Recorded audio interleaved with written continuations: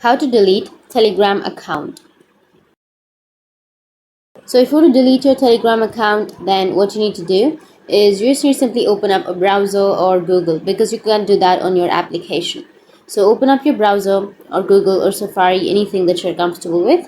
Go with search. Once you tap on search, now you need to search for delete Telegram account, and tap on my Telegram, and here it will take you to this kind of interface where you just need to simply enter your number, your mobile number, which is related to your Telegram account, and then tap on next. Make sure to enter the country code, and now tap on next, and you will receive a confirmation code.